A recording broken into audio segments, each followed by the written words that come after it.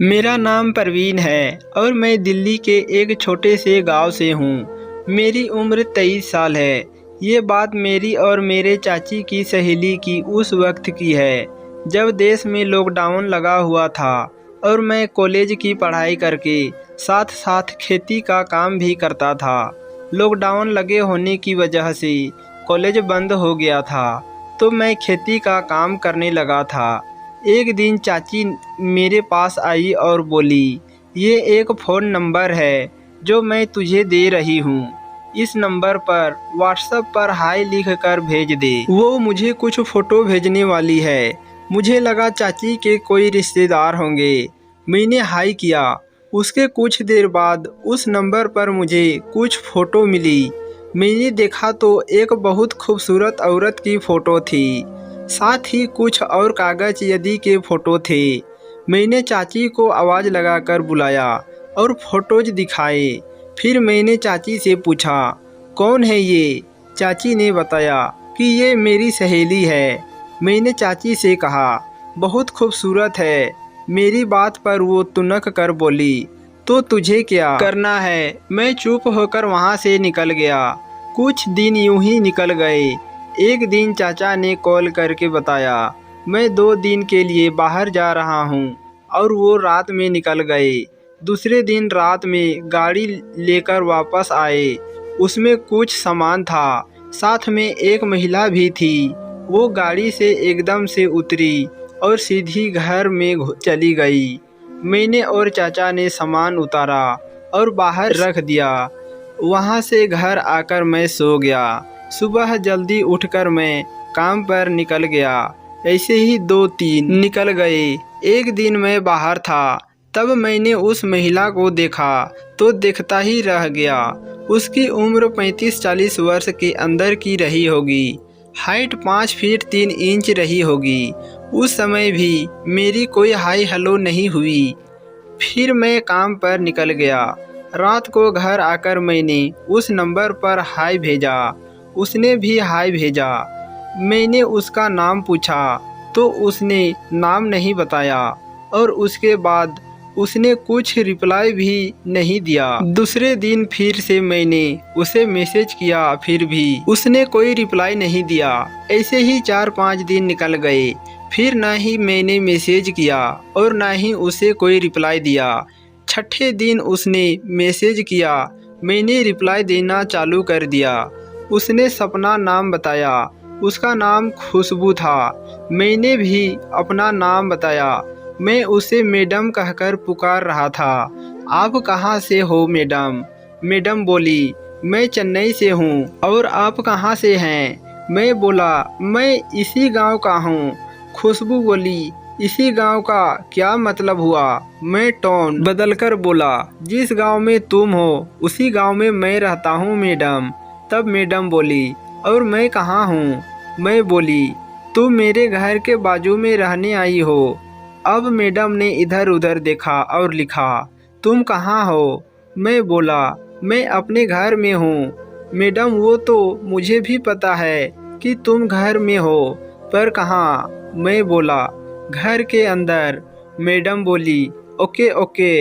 ये बोलकर वो घर के अंदर चली गई। उसने चाची से पूछा, अपने बाजू में कौन लड़का रहता है? उन्होंने बताया, वो मेरा भतीजा है। ये क्या करता है? कहाँ रहता है? उसने मेरे बारे में चाची से सब कुछ पूछ लिया। चाची ने भी उसे सब बता दिया। फिर उसने अलग होकर मुझे मैसेज किया, अब तुम कहाँ हो? मैं बोला, बाहर बैठा हूँ। मैडम बोली, मैं भी बाहर हूँ। उसने मेरे नंबर पर कॉल किया। जैसे ही एक रिंग बजी, उसने सुनते ही फ़ोन कट कर दिया। मैंने लिखा, कॉल क्यों किया था? मैडम बोली, बस ऐसे ही। मैंने कुछ नहीं कहा। मैं समझ गया कि वो मुझे देखना चाहती थी। ऐसे ही कुछ दिन निकलते गए। चाची के लड़के उसे मौसी कहते थे। एक दिन चाची ने बुलाया और कहा, तेरी इस मौसी को कुछ सामान लेना है, तुम इसे लेकर जाओ। और मैं उसको लेकर मार्केट गया। उसने कुछ सामान खरीदा और मेरे लिए कैडबरी ले ली। फिर हम दोनों घर के लिए निकले। अब वो मुझसे बात करने लगी। तेरा नाम क्या है? मैं बोला, मैंने आपको बताया तो था। मैडम बोली, फिर से बताओ ना। मैंने अपना नाम बताया। इसी तरह की बातचीत में मैडम ने फिर से सब पूछ लिया। मैडम बोली, तुम्हारी कोई गर्लफ्रेंड है? मैं एकदम चुप रहा। तो मैडम बोली, क्या हुआ, चुप क्यों हो गए? तो मैं बोला कि नहीं, अभी मेरी कोई गर्लफ्रेंड नहीं है। फिर हम दोनों शांत हो गए और हम घर आ गए। मैं गाड़ी पार्क की और मैडम ने आवाज़ लगाकर बुलाया। मैडम ने थैंक यू बोला और मेरे गाल पर हल्के से थपकी दी। अब मुझे कुछ समझ नहीं आया कि ये क्या हुआ। मैं वहाँ से घर निकल आया। रात में मैडम ने मैसेज किया और बोली, मुझे तुमसे बात करके बहुत अच्छा लगा। मैं बोला, मुझे भी, पर मैं आपको क्या कहकर पुकारूं, मौसी कहूँ या?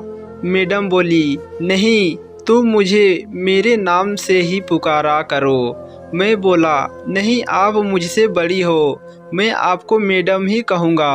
वो कोलकाता में जॉब करती थी, इसीलिए उसको मैडम कहने में कोई हर्ज नहीं था। तो वो बोली, ठीक है। फिर उसने मुझे आवाज़ दी कि तुझे मेरी चाची बुला रही है। मैंने आवाज़ दी, हाँ चाची। चाची बोली, मेरे मोबाइल में सिग्नल नहीं दिखा रहा है, देखना ज़रा क्या हो गया है। मैंने मोबाइल को देखा तो सब ठीक था, पर उसमें सिम को उल्टा डाला हुआ था। ये सब मैं बेड पर बैठकर देख रहा था। तभी मैडम मेरे पास आई और बोली, ठीक हो गया क्या? मैं बोला, हाँ, मुझे लगा ये मैडम ने ही किया होगा। जब मैं जाने लगा तो मैडम मेरे पास आकर बोली, मुझे तुम बहुत पसंद हो। ये कहकर उसने मेरा हाथ पकड़ लिया। अब मैं अचकचा गया और जल्दी वहाँ से निकल गया। वो हंस दी। मैंने व्हाट्सएप पर उसे मैसेज कर दिया। मैडम ने तुरंत रिप्लाई किया, मुझे तुमसे मिलना है। मैं बोला, हाँ ठीक है, रात में सबके सोने के बाद मिलेंगे। मैडम बोली, हाँ, उसने 11:30 बजे मैसेज करने को कहा। फिर मैं मैडम को 11:30 बजे मैसेज किया तो उसने भी मुझे रिप्लाई दिया। मैं बोला, चाचा चाची सो गई क्या? मैडम बोली, हाँ, और तुम्हारे पापा मम्मी सो गए क्या? तो मैं भी हाँ बोला। फिर वो बोली, बताओ किधर मिलना चाहते हो? मैंने उसे मैसेज किया कि बाजू वाले घर में आ जाओ, जहां हम लोग हमारी भैंसों की ज़रूरत का सामान रखते हैं। मैडम ओके बोलकर आ गई।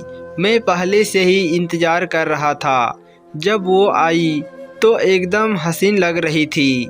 वो मेरे पास आई और बोली, देखता ही रहेगा या क्रिकेट मैच भी खेलेगा? फिर हमारी बीच मैच प्रारंभ हुआ। वो भी इस मैच में मेरा बराबर साथ दे रही थी। ये मैच लगभग 35-40 मिनट तक चला। फिर वह सब के बाद हम अपने अपने घर जाकर सो गए। उसके बाद मैंने उसके साथ 6 महीने तक ऐसे ही मैच खेला। वो कोलकाता गई ही नहीं। उसने अपनी नौकरी भी छोड़ दी थी। वो 6 महीने तक गांव में क्यों रही थी? इसके पीछे उसके पति का कर्जदार हो जाना एक बड़ा कारण था, जिसके चलते वो कोलकाता नहीं गई। 6 महीने बाद जब वह कोलकाता वापस जाने लगी तो उसके आंखों में आंसू थे, जिसे मैं समझ गया था। लेकिन कभी ना कभी तो हमें अलग होना ही था। दोस्तों, यह थी हमारी आज की स्टोरी। आपको कैसी लगी है? कमेंट करके हमें ज़रूर बताएं। वीडियो को लाइक करें, शेयर करें और हमसे जुड़े रहने के लिए हमारे YouTube चैनल को सब्सक्राइब करें। साथ ही घंटी को दबाकर ऑल पर सेट कर लीजिए, ताकि हमारे आने वाले वीडियो का नोटिफिकेशन आप तक तुरंत पहुँचे। तो दोस्तों, मिलता हूँ आपसे अगले वीडियो में। तब तक के लिए धन्यवाद।